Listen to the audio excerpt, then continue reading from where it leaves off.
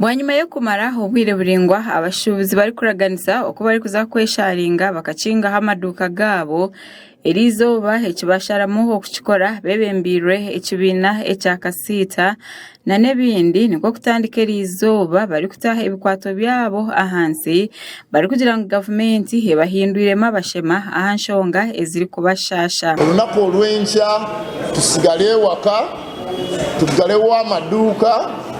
Eno lockdown si ya COVID. Eno lockdown kugendereramu kulwanyisa okunyigiriza n'obulwadde bw'obwavu. Eki kyayoleka ngo abashubuzi bahurire omuranga kandi titwarebaho eduka nemwe eyabe igwire rizoba aho twabani tushanga enkufuro zonka nizo zabani zitwakira.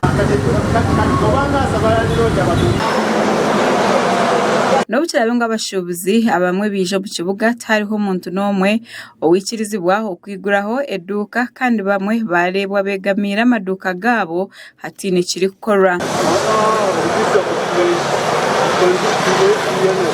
Abashubuzi bashobora ngo nibo bwire boreke government ngo nibateganisibwa munonga omushoro ogweri kubihamu.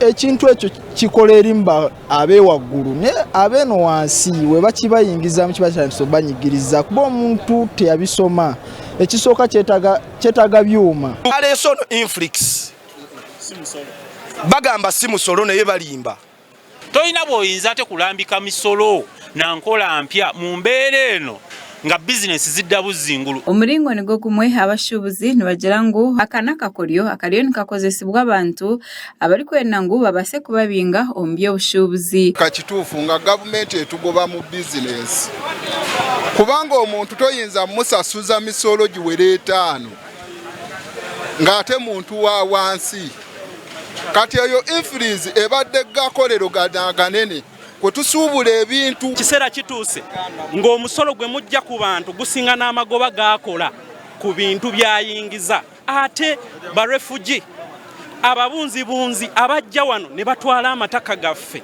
ne batwala ebyaffe ne mubawo omukisa abaana abamu omusaayi omuddugavu ogwammwe ne musalawo mu butologonyo. Bannayuganda tetunatuuka genda ku mbeera eyo kubanga bw'otunuulira embeera mwe tukolera n'embeera gye tuwangaaliramu eyembeera tetunatuuka basooke batuteekere ku mitendera gino egya wansi with time bajja tutwala awo. Nk'uko ari kumanya ngo amaziga g'ente nigo mashemererwa go mu baagi bo abatembeyi aha amabaraza g'amaduuka gamwe baba bashemerirwe munonga ahabw'okuba bo baba bariyo nibakora akasente.